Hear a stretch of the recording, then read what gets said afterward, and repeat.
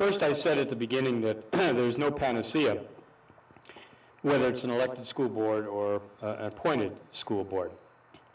However, there was a lot of discussion about New York City, about how other jurisdictions do it. And the fact of the matter is, Hawaii is the only state with a statewide school board, school district. I think it's a lousy system.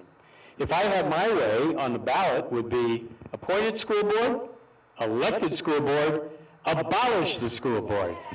And then we'll see how the votes went for that.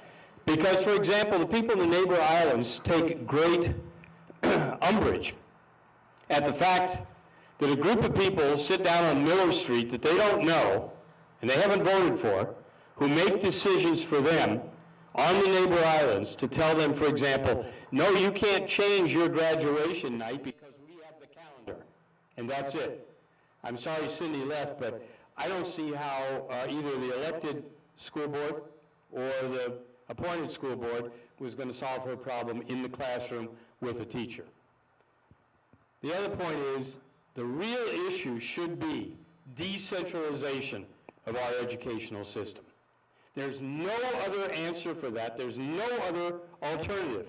As long as we continue to have this as a state monolith, and it is close to 50% of the general fund, Mr. Knutson. Well, we can argue all you want. And part of the problem is, and you said 2.2, 2.3, 2.4 billion. You know, it's a heck of a lot of money any way you count it. The actual number is 2.7 billion, which you wouldn't find that out from the DOE because they don't know. They didn't know 10 years ago, they didn't know 5 years ago, they don't know now.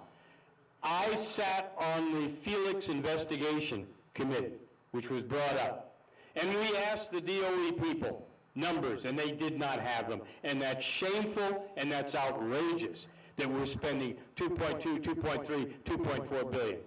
The idea of having additional sources of revenue is not going to solve our educational problem, because our problem is not money. Our problem is outcome. Our problem is commitment. Now, there's plenty of blame. Garrett wants to blame the governor for furloughs and all that.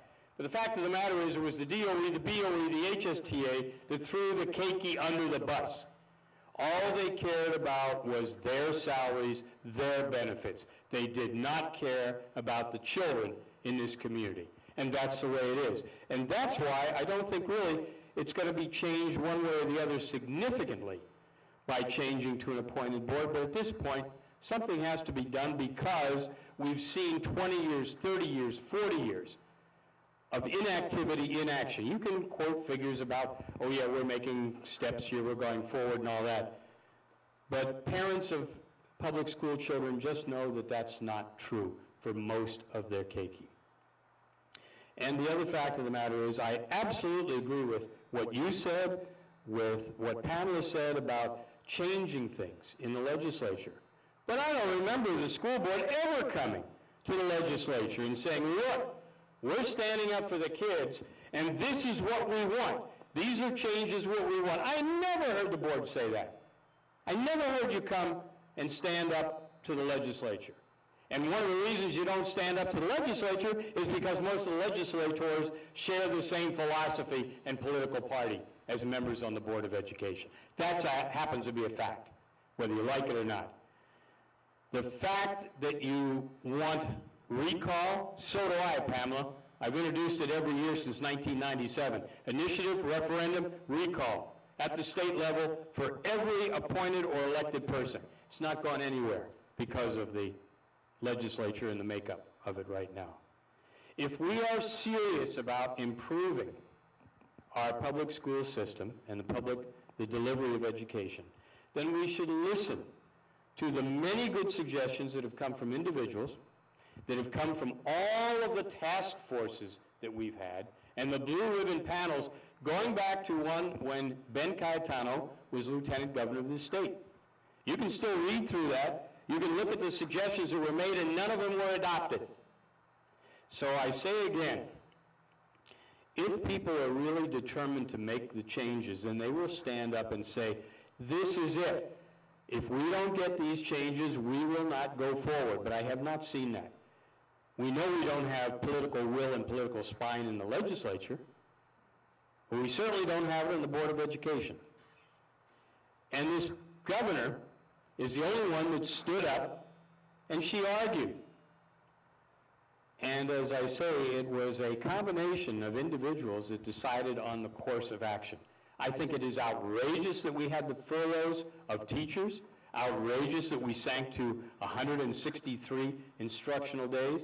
But the fact of the matter is, if you compare 10 years ago and today, we're spending 3 to 4 times the amount of money on education. We have fewer classroom teachers, and we have actually less public school enrollment than we did 10 years ago. So where is all the money going in the name of education? These are the things that we should be looking at. This is just one thing. And by the way, the idea in the original legislative bill to have a group of people that will appoint a number of people. Yeah, we do that with the UH Board of Regents. We do that with the Judiciary Selection Commission and a number of others. That, again, waters down the responsibility of the chief executive. I would rather have that chief executive have the responsibility and us pinpoint the accountability and the transparency. That's just my comments on it. I think that a program like this, I think we should thank Representative Ward for putting on this meeting. And the more discussion we have, the better it is. The more education for the electorate, the better it is.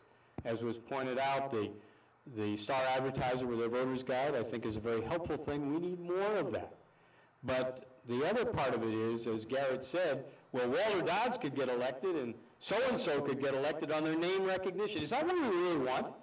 Somebody that gets elected because people recognize their name? We should be devoting more time to what the issues are and what real people, real parents want done, and then we should do it. I truly believe that we do not have the governing system for our department that will make it easy for our students and our schools to improve even further as time goes on. We're moving into an extremely complex time. We need to have a school board that is knowledgeable about education and the big picture of education, not the individual issues that, draw people into the role of a board member. The evidence of non-participation and non-awareness of people who are voting is great. While 42% of the votes were blank, out of the possibility that we could choose 3, 42% were blank. The highest vote getter was less than 12%.